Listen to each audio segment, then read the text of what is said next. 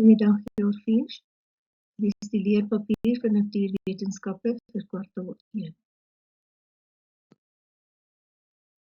Menslike liggaamstelsels, selle, weefsels en organe. Die liggaam het ongeveer 200 verskillende soorte selle wat verskillende take verrig. Selle van dieselfde tipe word saam gegroepeer om weefsels te vorm, soos die voeding van die ingewande of die oppervlakte van die vel. Verskillende soorte weefsels vorm organe soos die longe of lewer. Die kardiovaskulêre of sirkulatoriese stelsel. Jou bloedsomloopstelsel of kardiovaskulêre stelsel voorsien suurstof en voedingsstowwe aan jou hele liggaam en verwyder afval deur jou bloed. Hier is 'n voorbeeld van die vlakke van organisasie van die kardiovaskulêre stelsel. Selle word saamgevoeg om weefsels te vorm. Die weefsels word saamgevoeg om 'n orgaan te vorm, soos byvoorbeeld die hart, en die hart werk dan in die orgaanstelsel saam met ander organe.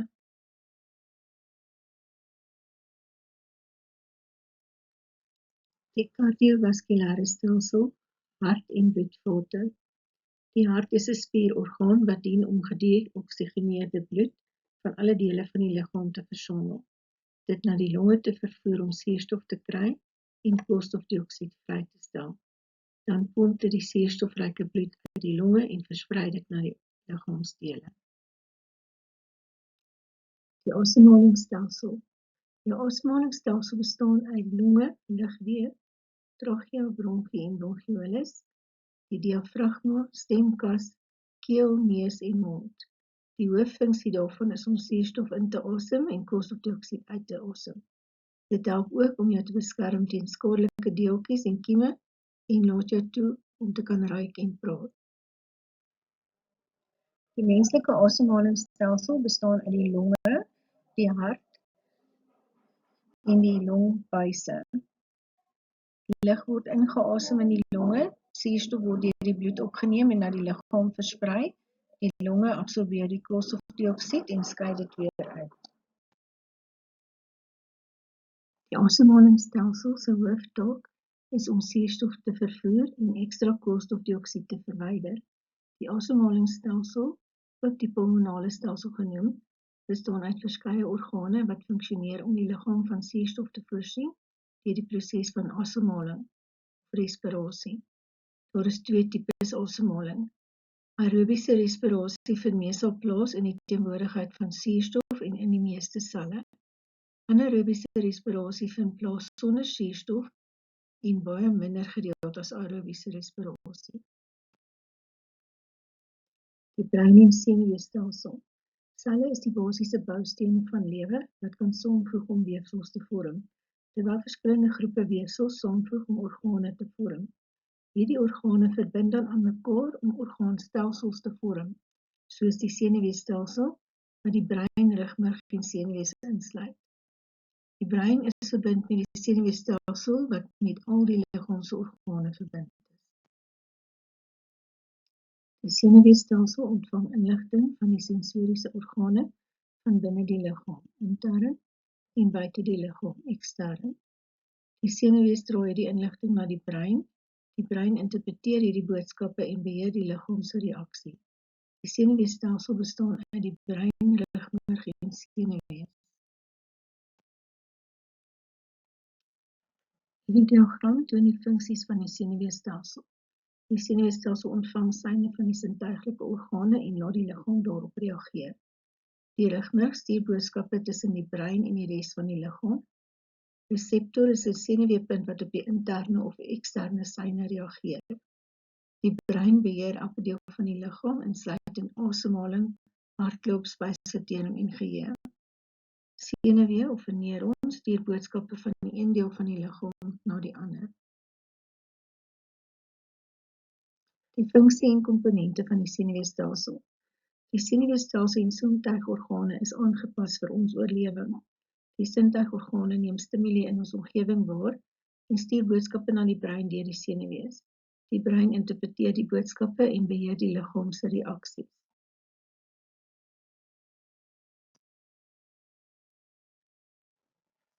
Die sintuiglike organe is aangepas vir oorlewing. Hulle stuur boodskappe na die brein deur die senuwees. Dit help ons om op stimule in ons omgewing te reageer.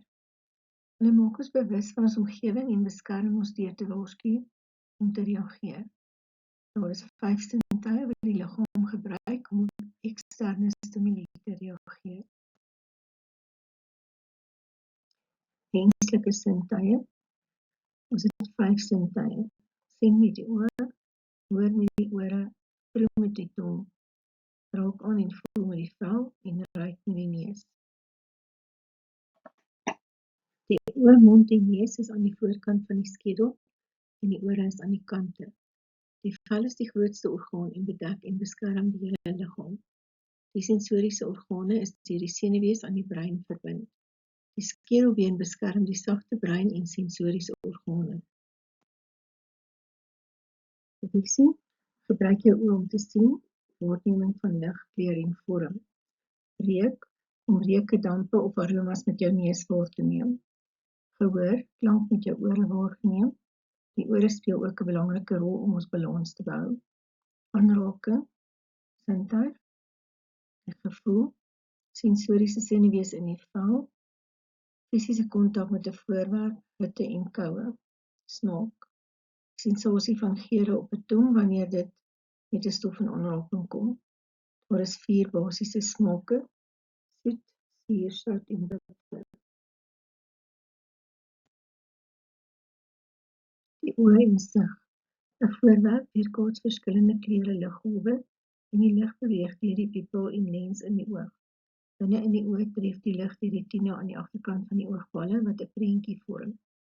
'n Stimulus word deur die optiese senuwee na die brein gestuur met inligting oor die lig en die prentjie. Die brein interpreteer die inligting en dra die boodskap aan die liggaam oor. Die brein sê dus vir die liggaam wat dit sien en hoe om te reageer. Die verskillende dele van die mens se oog. Die lensspier maak die lens ronder of langer, afhangende van hoe mens wil sien, deur saam te trek of te ontspan. Die iris is die gekleurde gedeelte van die oog wat die pupil groter en kleiner laat word. Die kornea is die deurskynende laagie wat die oog beskerm. Die pupil is 'n gaatjie waardeur die lig in die oog ingaan om agterop die retina te skyn. Die lens word dunner of ronder soos wat 'n mens verder of nader kyk. Agterop die retina of die netvlies word daar 'n beeld gevorm van wat 'n mens sien en dan word die boodskap deur die optiese senuwee na die brein toe gestuur en die brein identifiseer dan wat ons sien.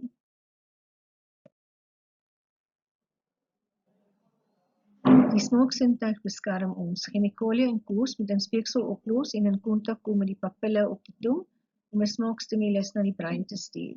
Die brein interpreteer die stimulus en dra die inligting aan die liggaam oor. Die verskillende smake word op verskillende dele van die tong waargeneem. Die ore en gehoor. So hoor mens. Klankgolwe word deur die buiteoor en die oor gekanaliseer. Die klanke gaan deur die gehoorkanaal na die oordromme of trommelvliese. Binne in die ore laat die klanke die oordromme vibreer. 'n Stimulus word na die auditiewe selle in die cochlea gestuur. Die klanke word omgeskakel in 'n impuls wat deur die gehoorsenuwee na die brein gestuur word. Klankgolwe gaan deur die oorskop in die oor auditiewe kanaal in. In die auditiewe kanaal laat dit die trommelvliese vibreer en dit stuur 'n impuls na die klein oorbeentjies en daarna na die cochlea. In die cochlea is daar vloeistowwe en dit stuur 'n impuls na die brein, wat die brein interpreteer en dan vir ons sê wat ons hoor. Hoe help die ore met balans? Vestibulêre organe binne die binneoor neem kopbewegings waar en stuur hierdie inligting na die brein. Die bewegings verskaf inligting oor die liggaam se posisie en oriëntasie binne sy omgewing. Die brein integreer hierdie data met sensoriese inligting van die oë, spiere en gewrigte. Die oë help jou om te oriënteer op grond van wat jy sien, terwyl die spiere en gewrigte sensoriese inligting verskaf wanneer hulle met die omgewing in aanraking kom. Verskillende reseptore in die vel neem verskillende stimulus waar, byvoorbeeld temperatuur, drukking en pyn. Hierdie stimulus word as 'n impuls na die brein gestuur, die brein interpreteer dit en vertel vir die liggaam hoe om te reageer. Die gevoel van aanraking of die gevoelssintuig. Die vel is die grootste orgaan en bedek en beskerm die hele liggaam. Reseptore in die vel ontvang stimuli uit die omgewing en stuur impulse na die brein. Wat gebeur as 'n mens koud voel? Reseptore in die vel kom in kontak met koue lug. Die reseptore produseer 'n stimulus wat na die senuweestelsel gestuur word. Die stimulus word omgeskakel in 'n impuls wat dan na die brein gestuur word. Die brein interpreteer die impuls en dra die inligting oor dat die liggaam koud voel. Die liggaam reageer deur te bewe om dit te genereer. Die neus en reuksintuig. Lug word in die neus ingeasem. Binne in die neus raak molekules in die lug aan haaragtige organe aan die agterkant van die neus. Die stimulus word na die reuksenuwee gestuur en in 'n impuls omgeskakel. Die impuls word na die brein gestuur, wat die brein dan interpreteer en die brein identifiseer die reuk. Geure of aromas word in die neus opgeneem deur die lug wat ons inasem. Hierdie aromatiese stowwe stuur 'n impuls na die brein deur die reuksenuwee en die brein se limbiese stelsel vertel dan vir ons wat ons ruik. Die spier-skeletstelsel. Al die bewegings wat jou liggaam uitvoer, berus op 'n stelsel van spiere, senings, ligamente, bene en gewrigte wat saamwerk. Hierdie is die komponente van jou spier-skeletstelsel. Spiere laat ons toe om te beweeg omdat hulle kan saamtrek en ontspan. Bene bied ondersteuning en help om die vorm van die liggaam te vorm. Gewrigte is die plek waar bene bymekaar kom. Dink aan jou skouer, heup, knie of ellebooggewrig of jou vinger en toongewrigte. Kraakbeen is sterk, maar buigsaam en kom tussen die bene in gewrigte en tussen die ribbes en borsbeen voor. Dit vorm ook die ore, neus en bronchiale buise en vorm skuwe tussen die bene van die ruggraat. Senings heg spiere aan die been met sterk bande. Mense kan sommige van die senings in die liggaam voel, byvoorbeeld agter jou enkel, genoem die Achillessene. Ligamente kom tussen bene by gewrigte voor en hou die bene bymekaar in die gewrig. Ligamente is baie sterk. Die spierstelsel. Die skeletspiere is aan die skelet verbind en kan saamtrek en verleng om die liggaam te help beweeg en ondersteun. Hierdie is vrywillige bewegings. Gladde spiere wat in die organe en bloedvate voorkom, help om kos en bloed te vervoer. 'n voorbeeld is peristase wat voedsel deur die spysverteringsstelsel beweeg. Dit is onwillekeurige bewegings. 'n Refleks is 'n onwillekeurige en byna onmiddellike beweging in reaksie op 'n stimulus. Die refleks is 'n outomatiese reaksie op 'n stimulus wat nie bewuste denke ontvang of benodig nie, aangesien dit deur 'n refleksboog plaasvind. Refleksboog werk op 'n impuls voordat daardie impuls die brein bereik.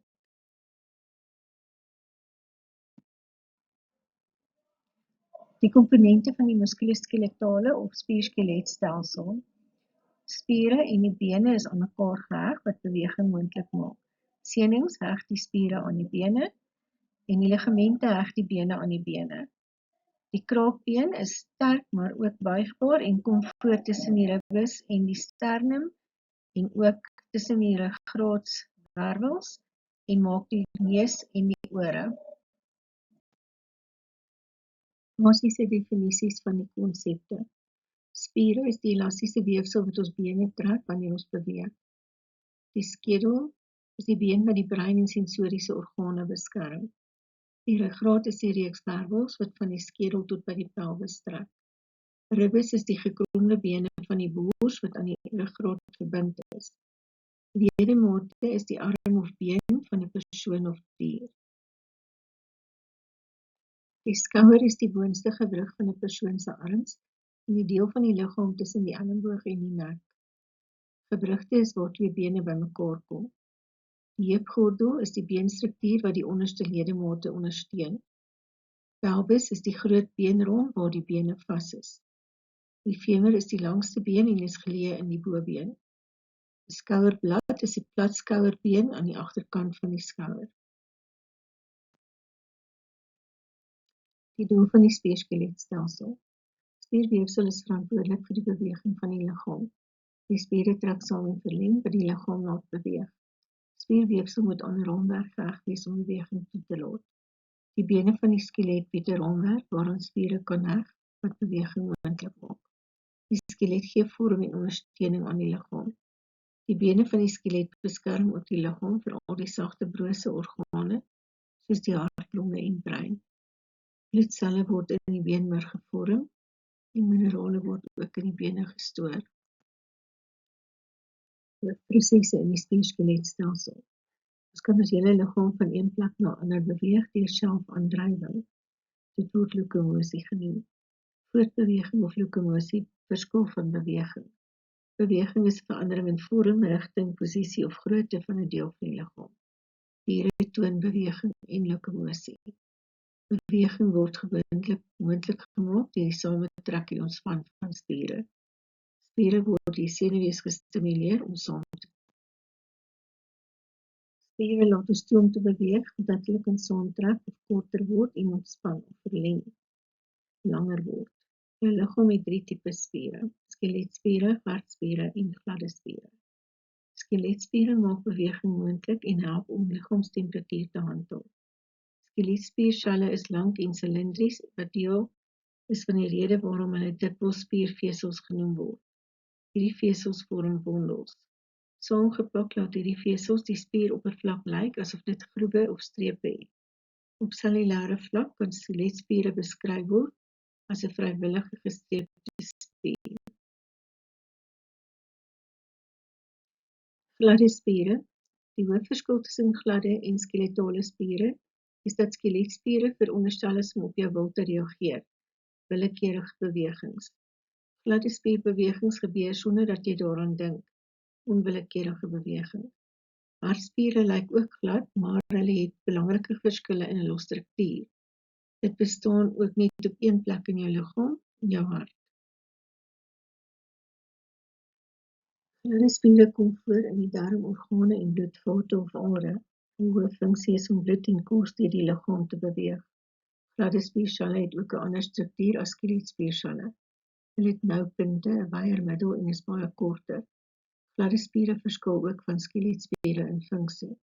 Anders as skeletspiere kan gladde spiere tonus vir lang tydperke behou en trek dikwels onwillekeurig saam. Op cellulêre vlak kan gladde spiere beskryf word as 'n onwillekeurige nie gestreepte spier.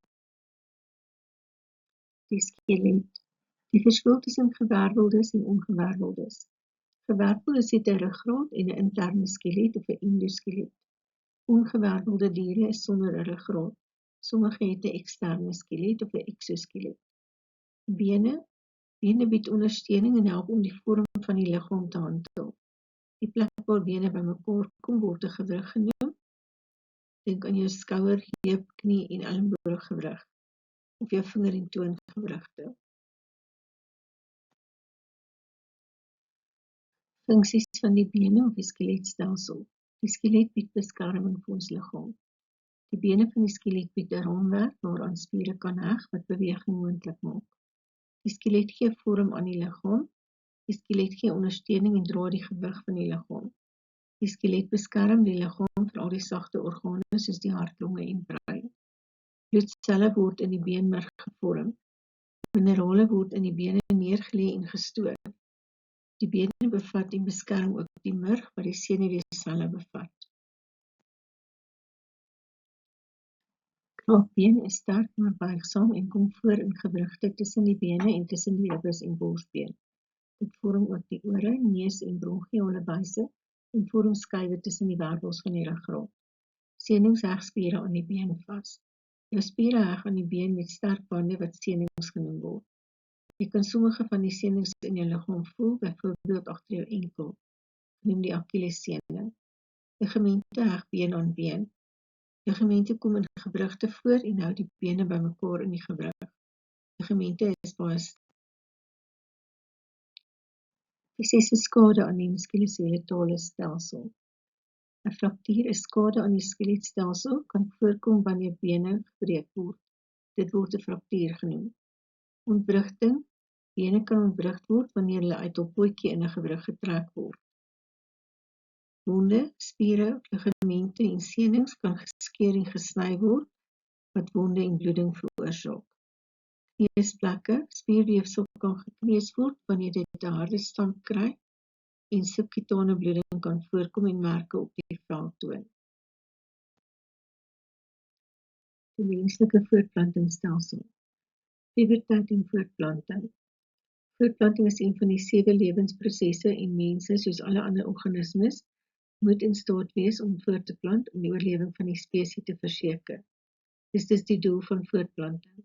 Die menslike liggaam is afgestem op voortplanting om die oorlewing van die spesies te verseker. Mans produseer sperms, vroue produseer en stoor eiers, wat deur 'n manlike spermsel bevrug kan word.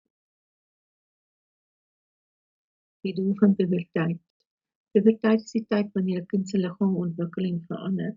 Die geslagsorgane word volwasse en stel die liggaam in staat om geslagselle te produseer.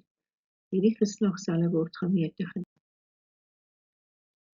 Manlike voortplantingsorgane.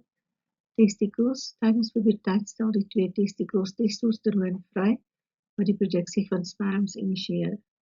Die skrotum bevat die testikels en sorg dat hulle by 'n konstante temperatuur van 35°C gehou word. Die spermkanaal of vas deferens dra die sperm van die testikels na die uretra in die penis. Manlike voortplantingsorgane. Die penis is die eksterne geslagsorgaan. Penis lewer die sperm tydens ejakulasie af. Uretra. Die semen beweeg deur die uretra tydens ejakulasie. Die urine gaan deur die uretra tydens urinering, maar die semen en urine kan nie self deur die uretra gaan. Vroulike voortplantingsorgane. Die vagina is 'n buis wat die baarmoeder met die buitekant van die liggaam verbind. Dis ook die geboortekanaal tydens die geboorte wanneer dit rek om die baba deur te laat. Die baarmoeder is 'n hol orgaan met uiters sterk spierwande wat 'n baba kan ondersteun en beskerm. Die serviks is die onderste nek van die baarmoeder en dit word styf gesluit om die binnekant van die baarmoeder te beskerm. Die vroulike voortplantingsorgane. Eierstokke of ova. Daar's 2 eierstokke aan weerskante van die baarmoeder. Hulle produseer estrogen en bevat die eierselle. Elke maand neem die eierstokke beurte om die beurte volwasse eier of ovum te produseer. Dit word ovulasie genoem. Die eierbuis of fallopiese buise. Die baarmoeder en eierstokke is verbind deur 'n paar spierbuise wat die eierbuis of fallopiese buise genoem word. Die volwasse eier beweeg in hierdie buise na die baarmoeder. Bevrugting vind plaas in die eierkanaal. Stadiums van voortplanting. Die 5 stadiums van voortplanting is ovulasie, menstruasie, konsepsie of bevrugting, swangerskap en geboorte. Die stadiums van voortplanting. Ovulasie. Een keer 'n maand stel een van die eierstokke 'n volwasse eiersel in die eierstokbuis of fallopiese buis vry. Hierdie proses word ovulasie genoem. Menstruasie. Wanneer daar geen bevrugte eier of sigoot is om in die baarmoeder in te plant nie, is die diknaag, bloed en weefsels nie meer nodig nie. Dit word tydens menstruasie deur die vagina uitgeskei. Konsepsie. Sodra sperm die buitenste laag van die eier binne gedring het, verander die oppervlak van die eier en geen ander sperma word toegelaat nie. Hierdie proses word bevrugting genoem. En dit vind plaas in die buitenste deel van die eierstok, nie in die baarmoeder of vagina nie. Stadiums van voortplanting. Swangerskap begin die oomblik wanneer die vroulike eier deur die manlike sperma bevrug word en in die baarmoeder ingeplant word. Dit word dan 'n sigoot genoem. Die sigoot sal dan begin verdeel en groei soos dit deur die eierstokbuis beweeg. Dit sal in die baarmoederwand inplant waar dit sal aanhou groei en 'n embrio vorm. Die bevrugte eier word 'n embrio genoem en ondergaan herhaaldelike seldeling. Dit vorm 'n groep selle met die verskillende selle wat diferensieer om die gespesialiseerde selle, weefsels en organe te vorm wat die menslike liggaam uitmaak. Die placenta, waar die embrio en die sponsagtige bloedvatryke voeding van die baarmoeder invat, vorm sommige van die groepe selle wat na bevrugting gevorm word, die placenta. Die placenta word deels deur die moeder en deels deur die embrio gevorm. Die naastring. Die embrio ontwikkel 'n naastring om aan die placenta vas te heg. Die embrio kan kos en suurstof ontvang en sy afval deur die naastring en placenta verwyder. Die embrio ontwikkel en groei en word dan 'n fetus genoem. Geboorte.